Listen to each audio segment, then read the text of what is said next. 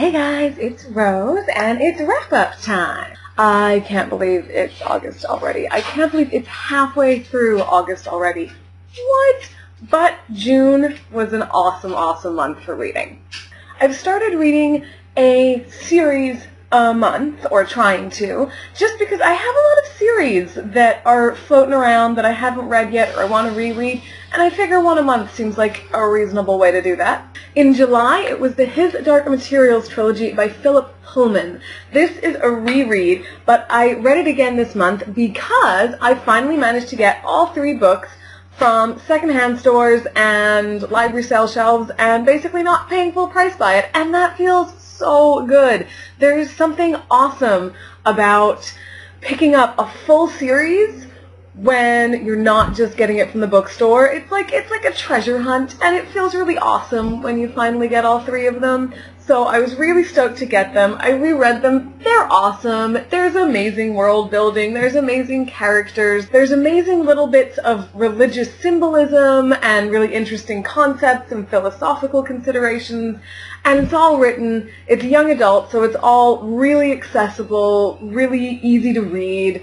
I love it, and every time I read them, I end up wishing that I had a demon. Which sounds bizarre, unless you've read the books, and then you realize that a demon is a part of your soul that lives outside of you as an animal. And this is an animal, apparently. And if I had a demon, I think it would be a fox, or possibly a little raccoon, or maybe even a skunk, some kind of quasi-wild, occasionally pet, accessible, furry creature.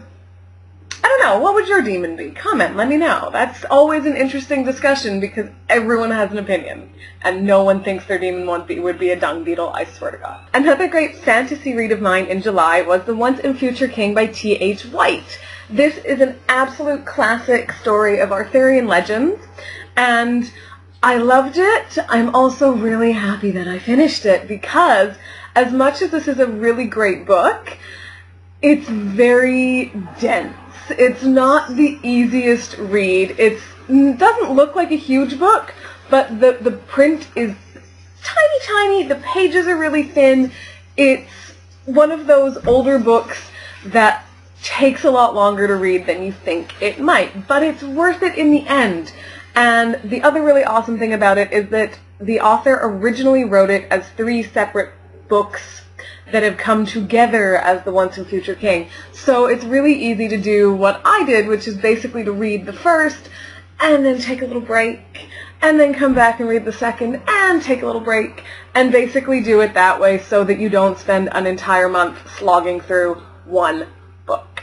Got a little Star Wars going on because I love Star Wars, and I have kind of a project that I want to read the entire expanded universe, which is a huge project because there's somewhere between 50 and 100 Star Wars books.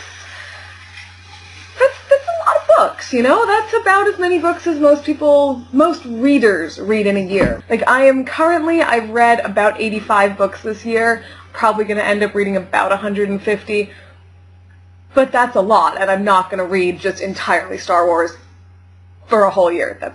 No. This one especially, definitely not going to read again.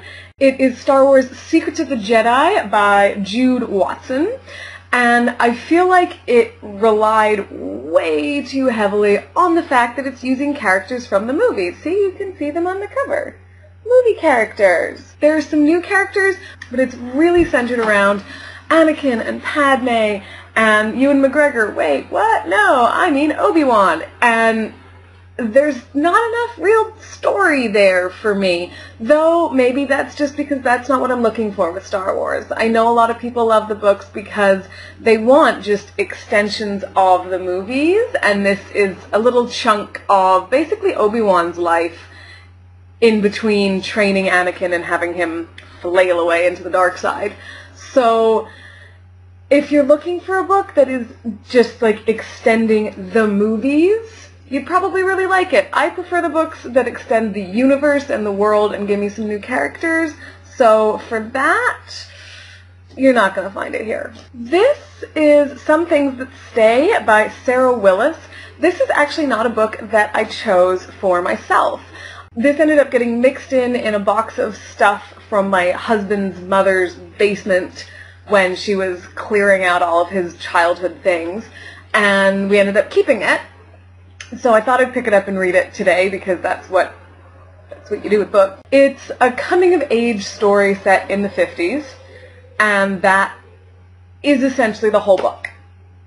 There is no better way I can describe this than a quintessential coming-of-age story, and it is an adolescent girl in a small town in the 50s. She moves to a different town every year because her family is constantly traveling, and this summer she lives opposite a boy of about the same age, and they spend a lot of time together, and then they explore their burgeoning desires together, and then she has to leave at the end. That's the book. That's the whole thing right there.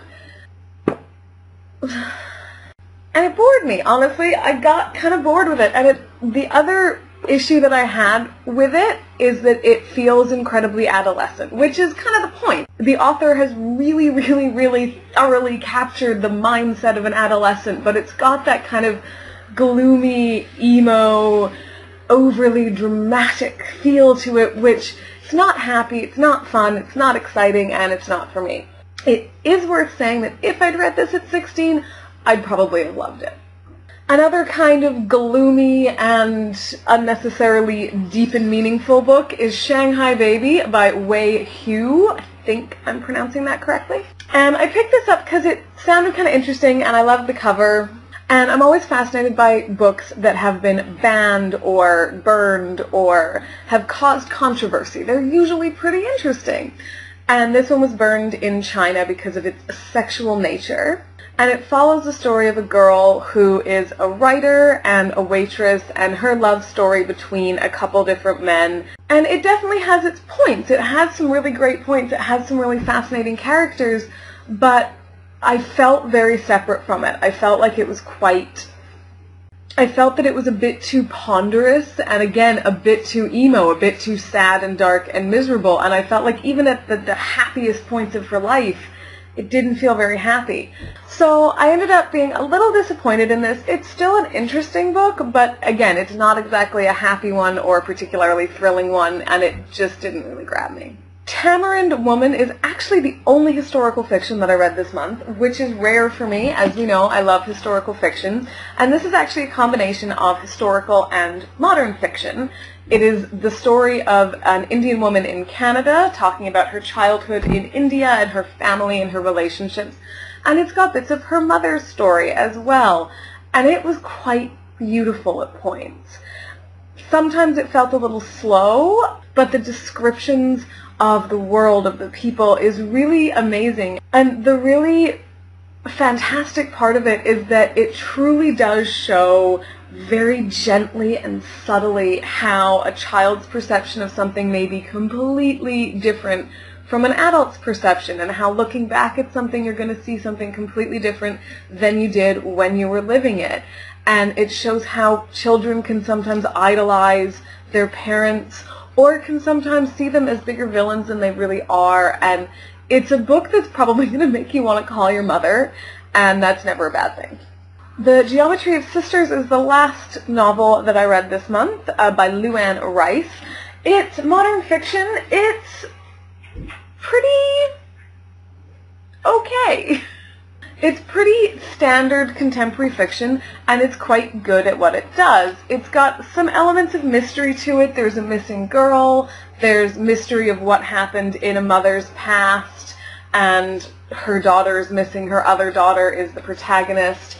And it definitely keeps you going for that. There is a great element of wanting to know what happens next that doesn't get too caught up in character, that has that balance quite nicely between an actual story and character. It gets a little bit too into the idea of sisters and this set of sisters and this set of sisters and this is how they're the same, and gets a little heavy-handed at times, but it's still worth a read if you're just looking for a very sweet, female-led contemporary fiction. Then we've got my nonfiction, and it was actually a gift from someone who apparently thinks I need to be better with my money, but they're probably right, because couldn't we all be just a little better with our money?